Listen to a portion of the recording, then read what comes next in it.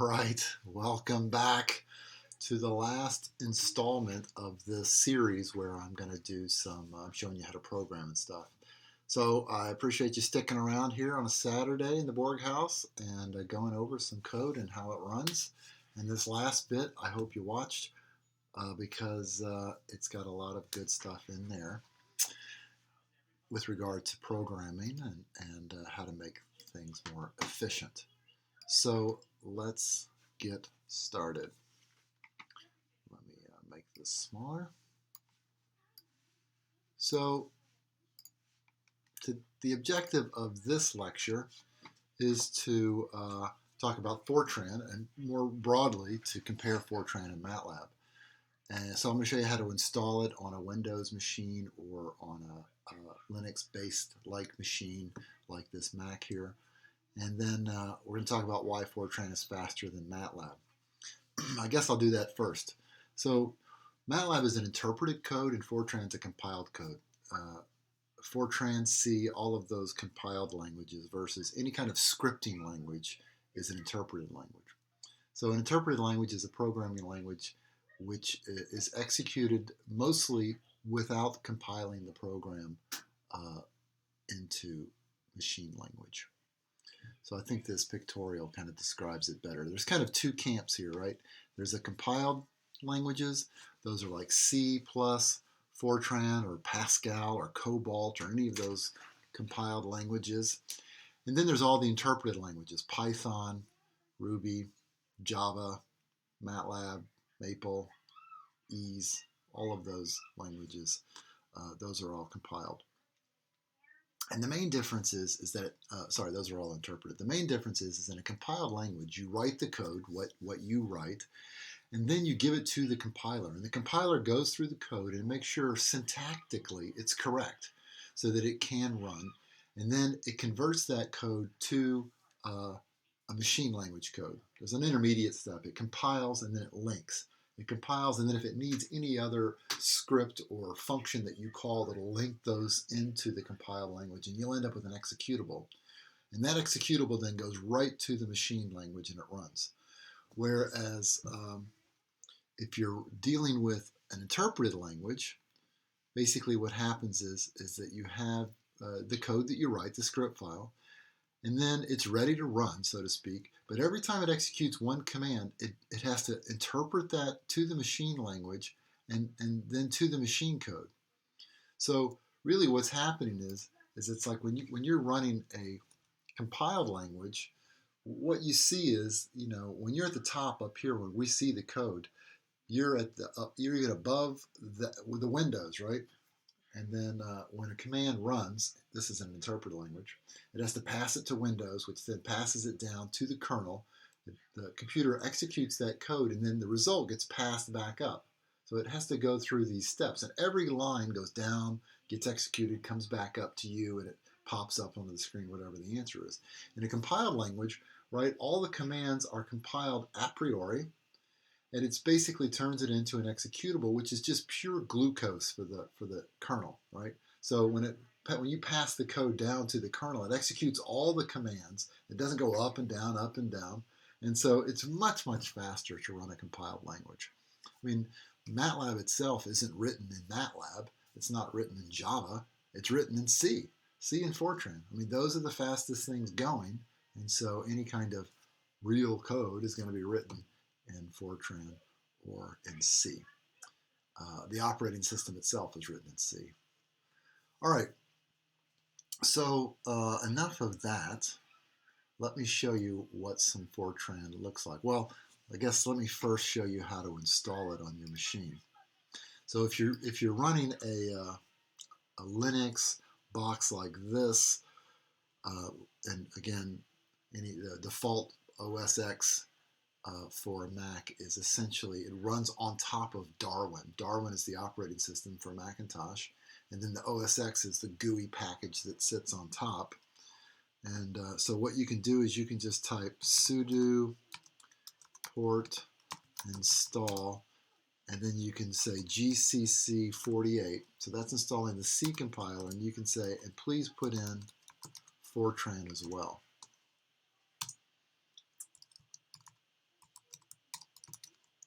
would ask you for your passcode, which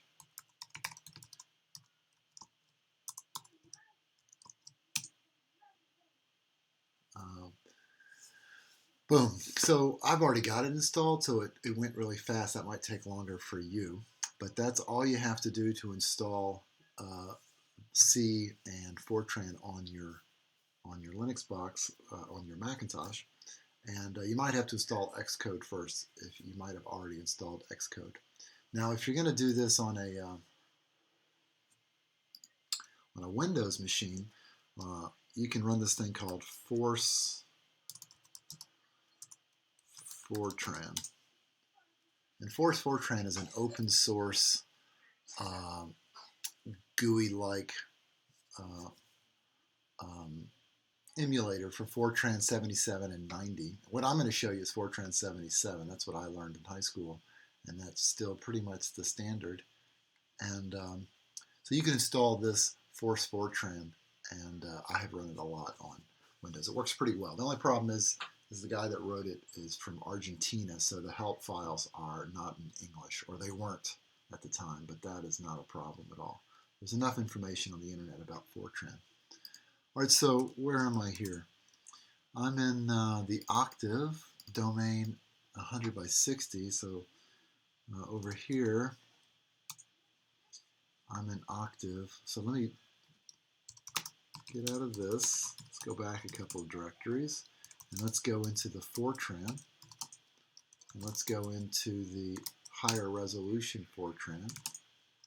And I've already run it, so there's a bunch of DAT files. Let me just remove those DAT files. And yeah, here we are here. Now this file right here is the executable that will create. So let me get rid of the one that I have so I can show you how to create another one. And I will load this. Now typically, right, the extension for Fortran is .f. So that's the Fortran code. And then let me open up the high resolution stream function code. You can see they look very similar here. Now, like I said, what you see on the right is Fortran 77, and but it'll pretty much run for Fortran 95 or whatever the latest version of Fortran is. So let's go through it here. In Fortran, or at least in Fortran 77, they've gotten rid of this since 90. You know, it used to be computer screens. When I was in high school, the computer screens were only 72 characters long. And so when you got to the end of 72 characters, it just rolled over and you started writing on the next line. So Fortran code was written such that it was only 72 characters long. Now, this predates computer screens and goes even to punch cards, which is pretty much right when I started learning to program computers, was right when punch cards were leaving. But anyway, that stayed around a long time. So what it means is that you have to write all your code in column 7 or higher. So I went ahead and wrote this. You'll see this at top of a lot of my codes here, that the code itself has to be confined between columns 7 and 72. If you want to go beyond 72, you can do a wraparound, and I'll show you how to do that. You also have to declare your variables in Fortran, or you used to. This is called static memory allocation, and it's much faster than dynamic memory allocation, which is what Matlab does. And the reason is this: your RAM is just a long array. It's one array, and there's pointers that point to where the memory is, or where your data is in memory, and it goes in and it points to the number that you want. So when you ask for a variable, it just goes down to the RAM, finds that variable, and reads it back to you. If you want to make an array, it reserves those numbers in that variable sequentially. So when you're working with the array, the pointer can move back and forth very quickly to get those numbers. If you use dynamic memory allocation and you build the array yay big, and then you declare some other variables, and then you want to add to the array, it ends up that your array isn't adjacent to each other. And so when you actually run the code, you end up with your pointer is moving all around, back and forth, jumping around in RAM, and it's not as efficient as declaring all the memory space at once. So in Fortran, we declare variables at the top, and it also helps anybody else that's running the code. They can see right away what variables you're using. So I'm going to declare the integers to be these variables here, and by default in Fortran, variables that start with the letter I to N, including I and N, are integers because those are the first two letters of the word integer. So I'm declaring these guys, and then I'm declaring real numbers, so these can have floating decimal points in them. And this *4 means declaring at double precision. And there I'm declaring the psi variable just like we used here. I never have to declare in Matlab. That's this whole dynamic memory. And then I'm going to declare a file name that is going to be a set of strings that I can hold 13 characters within that string file name. And I'll show you how that works. All right, so after we do the declare, the two codes are very similar, right? If you go and you look, here's the I-step 2000, here's I-step 2000. Here's the loop where I declare, where I initialize the variables, and here's the loop where I initialize variables. And it's a really good idea to initialize variables because some compilers, when you ask for the array space, if there's already variables in there from whatever, like maybe you run in Microsoft Word and it used that RAM to do something in Microsoft Word, and then you ask for the number that's in that location, it'll just give it back to you. It's not going to necessarily predefine the array space to be 0. So it's always good to define your variables before you use them, and if not, you can get this error, and that's called a memory leak because you haven't confined all of your memory. So anyway, I'm defining it to be 0, and the for loop in Fortran is a little different syntax. It's do instead of for, and then I equals 1 comma 100 instead of I equals 1 colon 100. I mean, you know, that's it. It's just slight syntactical differences, even between Fortran and C. I mean, once you can kind of understand what's going on here, really you can write in any language you want. I actually prefer Fortran for a newbie because Fortran is a little more bulletproof than C. C is more powerful. It's a case-sensitive code, and you can do things like redefine addition if you're not careful. So 1 plus 1 doesn't equal 2 necessarily in Fortran. You can define those operators to be whatever you want. So I think Fortran, for what we want to do with it, is maybe a better code, which is why it continues to persist in the scientific community. And C is a little bit more, because of its case sensitiveness and because of its extreme power, it will allow you to do things that won't necessarily error trap for you. Like, oh, you want to write over the RAM? No problem. I'll just do whatever you tell me. So I like Fortran for the new programmer. All right, so running through this code, pretty much everything's the same except for syntax here. Instead of for, you're using do. And if we scroll on down to the bottom of the code,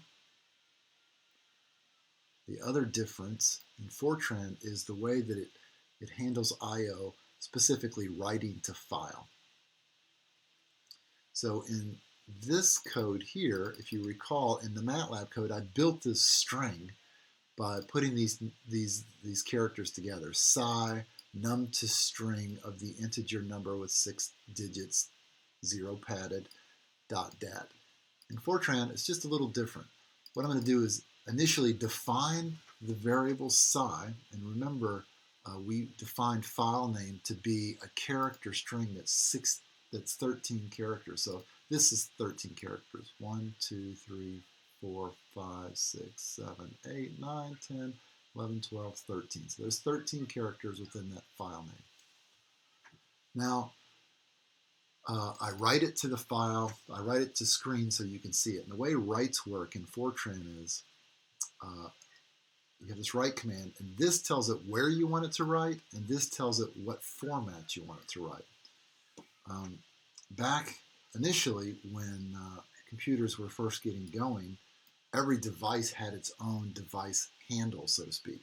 So I can't remember, but I remember 1 through 10 were reserved. So 1 was like the keyboard, 2 was I think 6 was the screen, but it could have been the hard drive. I just can't remember.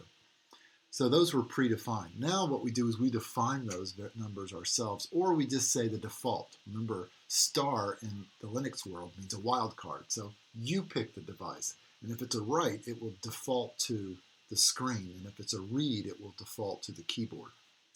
And then this default means, well, you pick the format, meaning just write it to screen. I don't care how it's formatted. And the reason you want to write format is because you've probably opened a data file before, and if it's all lined up character column-wise or space or tab delineated, it's very orderly, right? So that's a formatted write. And so here it's not being formatted, so your screen will be all, the write file will be all jagged, but I just don't care about that right now. I wanted to show you this syntax. So this is going to write to screen, right? And then when we go to open this file, we're going to assign the handle 33 to it. So according to the computer, or according to this code, your file is going to be 33. So the way it works is you say open, assign unit 33 to it. The file name is file name, so this is what you would put in there. And the format is a formatted file.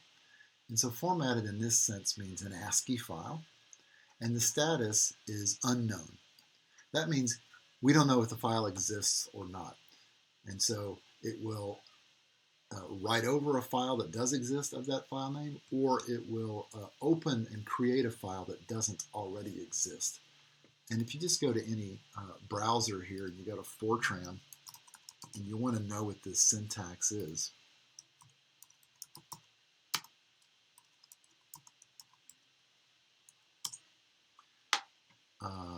you can just click on it, right? It shows you the syntax, basically what I just showed you.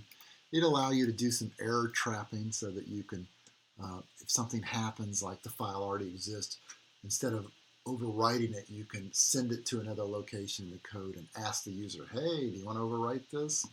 That sort of thing. But it's all down here, like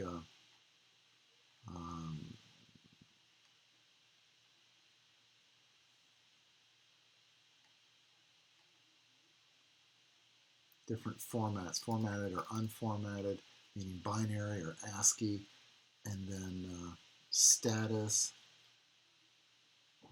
It could be an old file, a new file, a scratch file, replace it, or unknown. So those are your kinds of options that you have. But so you can see it's more powerful, right? In Matlab, it's just going to write over the file. There's no chance to catch that error and write over your data. All right. So this opens the file. So now, from now on, right, it's known as 33. And so here's the do loop that we write. And Fortran's a little clunky when it comes to writing. Every time it does this write command, when it finishes writing, it puts a hard return in your file. And so what you have to do is, instead of doing the regular nested do loop, what we do is we do what's called, this is an implied do. And so we're gonna march through in the x direction, I equals 1 to 100, and then here comes the line. But instead of having a j loop, I put the j loop right here after the write. Oh boy, let me undo that. And that way the hard return exists at the end of the line, after it writes the 1 to 60. So you'll get a line, right? The first line will be all of the j data, and then it'll write to I equal 2, all of the j data at I equal 2, and so forth. So it'll be a nice organized file. It's not going to be formatted in the sense that it's just going to write the data however it wants to in that file. All right, so it loops around here, and then when it gets done, it closes 33. So that's it. That's really the difference. Instead of having this syntax for Matlab, we have kind of this syntax for Fortran. Then it goes through, and it does the same looping here where it solves using the stencil. And here I'm showing you how to use the wraparound command in Fortran. So remember I said that you can't go past 72. So if I try to go past 72, this is VI, and VI recognizes this automatically as a Fortran file. So you can see I'm getting close to it. And then when it gets up to 72, see how that's gone yellow? That means because VI is like, hey, you're having code beyond 72, and that is going to result in a problem. So it highlighted it there for me. Same way on this end, if I were to have what appears to be real source code where it doesn't belong, it will highlight it for me. So 7 to 72 is reserved for the source code. Column 1 is reserved for comment. So if I put any kind of character, an ASCII character in column 1, it'll make that whole line commented out. 2, 3, 4, 5 are reserved for line numbers, which is kind of old school code.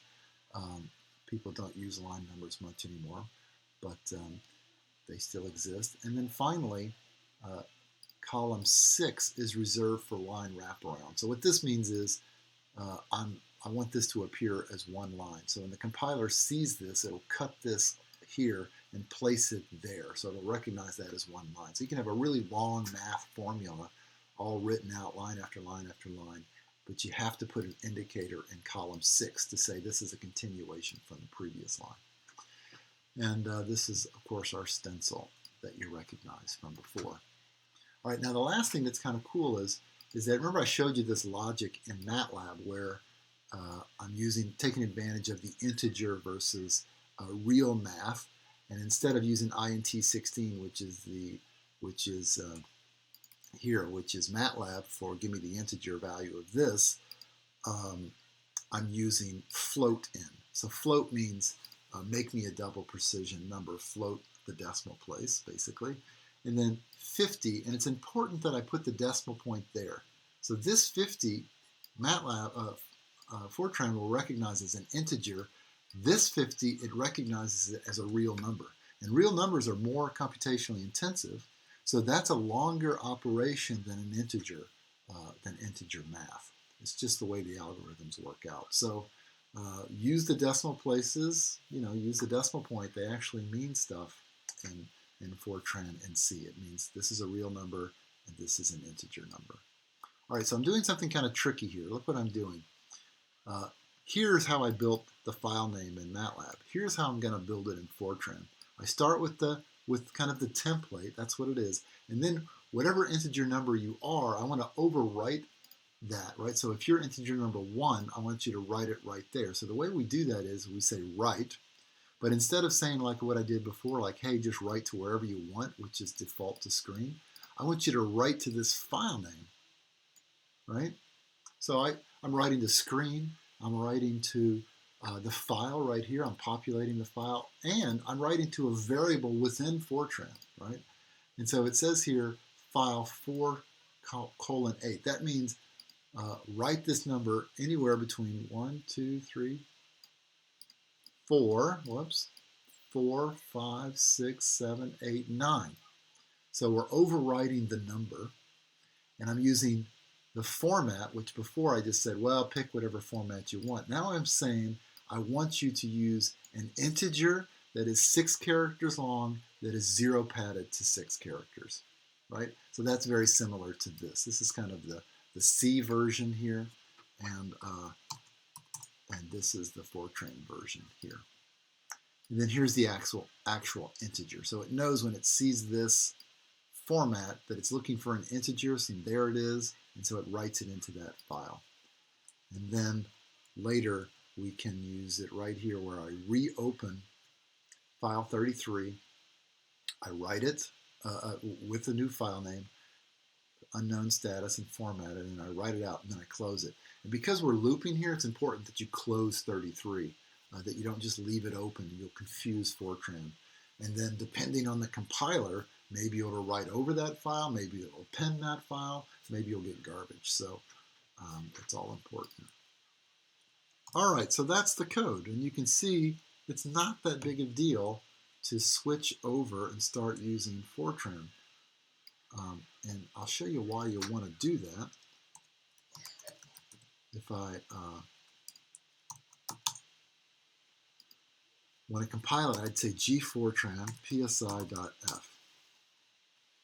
And I have a little problem there. I must have overwritten that file name. So the compiler saying, hey, this code won't compile. Go look at line 36, and it looks like it doesn't like this file name variable, and I can tell you why it doesn't like it, because it starts with I, and I tried to write character to it, so it doesn't like that, right?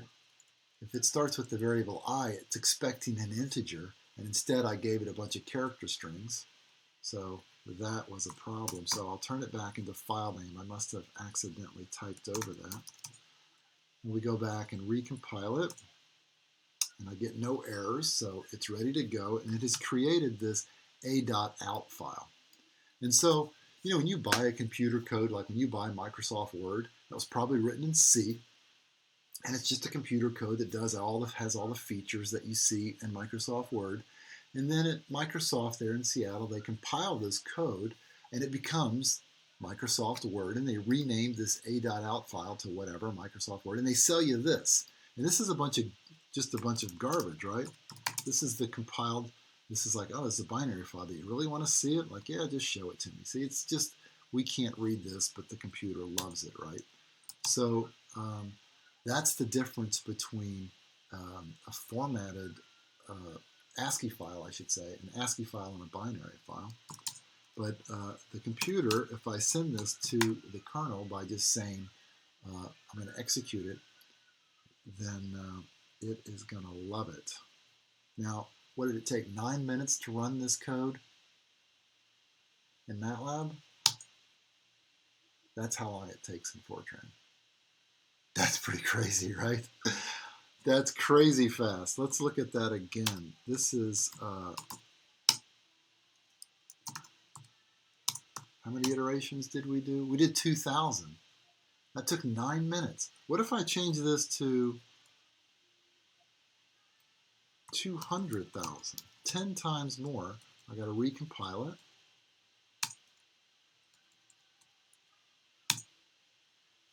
Nine minutes is what it took in Matlab. What was that? 10 seconds? 10 times more?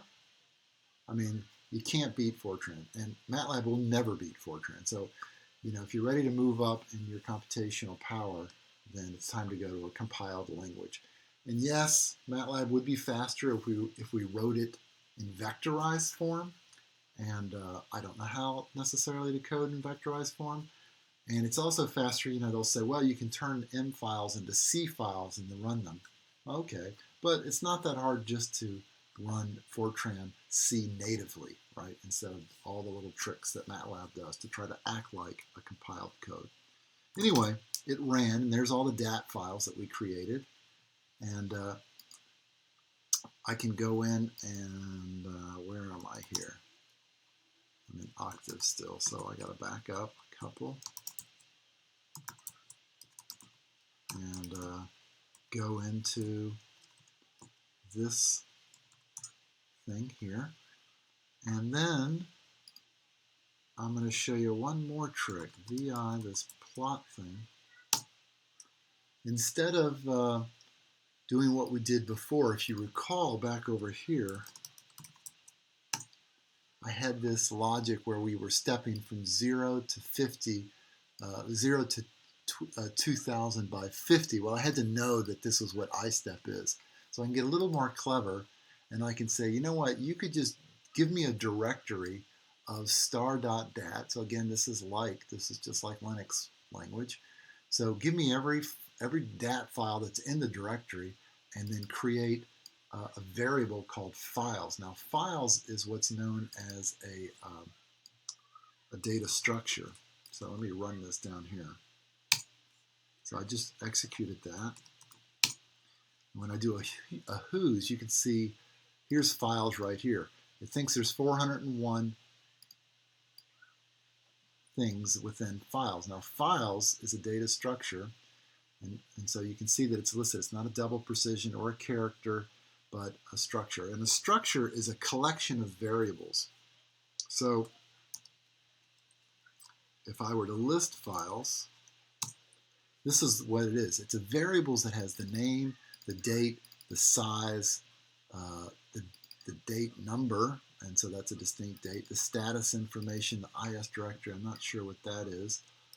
But if you look at if I were to do a ls minus la here, it's all this sort of data, right? It's the date and the time and the data. And then this right here, I haven't talked about this before.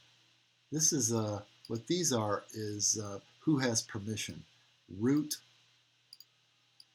has read, write, but it doesn't have executable permissions. The user has read, but no write or executable permissions. And anybody else, the world, this is called, or group, has read-write privileges. If I scroll up to a file, let's see here. Like, here's a directory, right? This is the backward directory. So it has a D right here to let you know it's a directory. And then this is our executable that I said that we compiled. So you can see that root has read-write executable privileges. I'm the user, and I know that because there's my name right there. I have read and executable privileges, but I can't write to this file because it recognizes it as a binary compiled file. And then anybody else that might hack into my computer would also have read and executable. So that's group, right? And so this is another reason why Linux is way more stable and less susceptible to hacking than Microsoft's operating system, because there's a distinction about ownership here. All right, so let me run this, and this takes a while to do, to read in all the data, and the person has to open up this Aquaterm, and now it's reading and writing all of these files, of which there are a lot of them. So I think we'll just, maybe watch the time here. We'll just let this run, and I'll pick it up once it gets going. But have a look at the way the evolution of this is, right? It looks just like the other one. This is not the 20, oh, it's going to do 20,000 of these. Goodness. Maybe I'll stop this.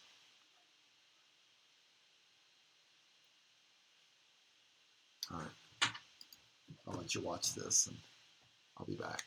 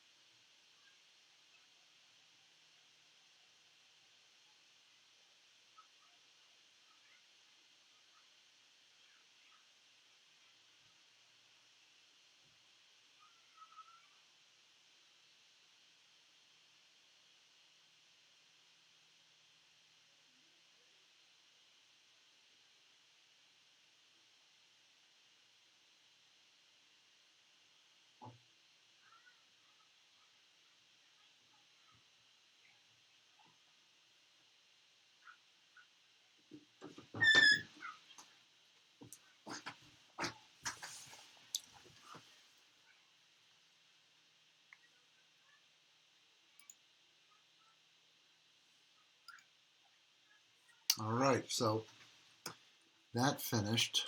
Let me close these. Again, I'm hitting Command W here to close these guys.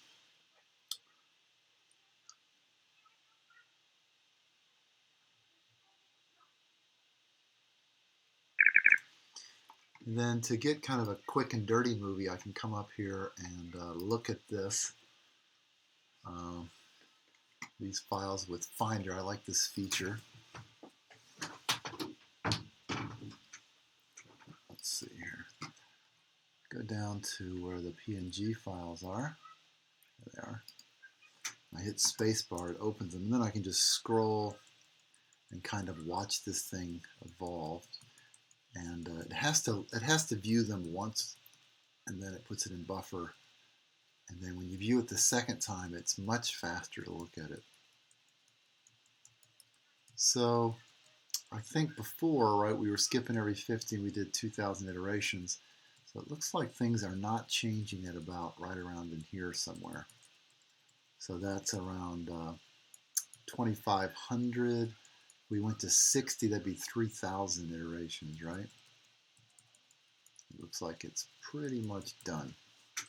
Okay, so if we wanted to, we could create a video with these guys using that command I showed you last time. But and we can also compare this to the, but before we do that, let's compare it to the other solution. So let me, to be fair, let's take time step 40 from the Fortran solution. And let's compare it to Octave time step 40. So I'm not sure which is which here, but they're going to be identical, right? So you can see that they're pretty much identical, but they're quite different than the low resolution time step 40, which we saw earlier. All right, so that's pretty cool. And then the last thing maybe I thought I would show you is making these movies. And I showed you how to do that last time. And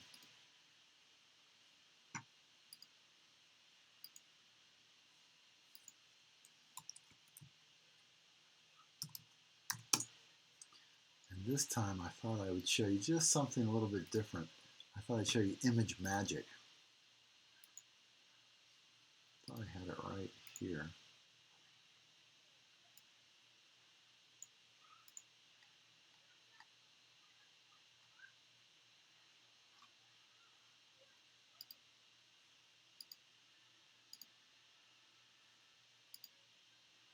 Here it is here.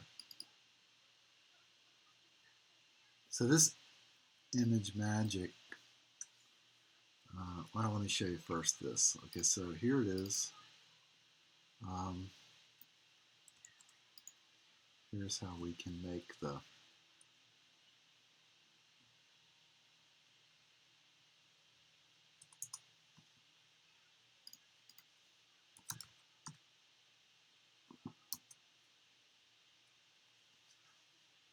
just can't remember this stuff.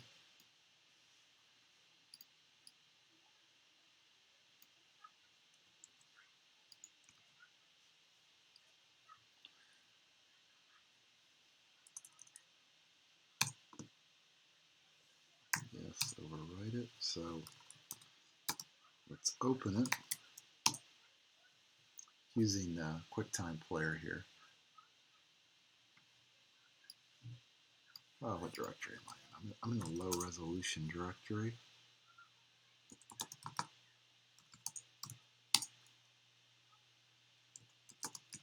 Octave. Let's go into Fortran. Let's go into the high resolution.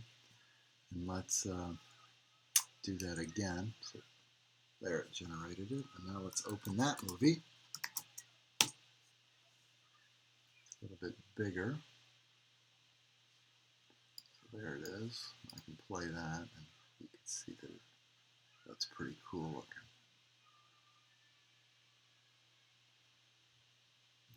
I think this will even do an animated GIF. but I'm not 100% sure.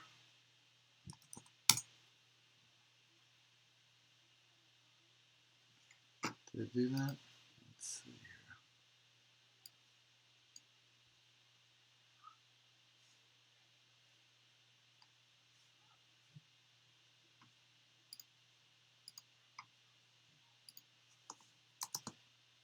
Yeah, so these are kind of neat because this is an animated GIF.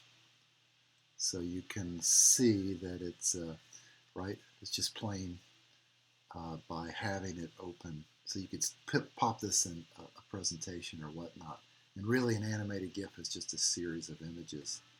So, all right, I think that's enough for today. And I'm going to continue as I show you more of these computer lab kind of videos, kind of tips about how to run on the Linux environment, because it is way more powerful than running than using Excel or whatnot to try to generate videos and things. All right, so I hope you enjoyed this series, and we'll see you again next time. All right, bye-bye.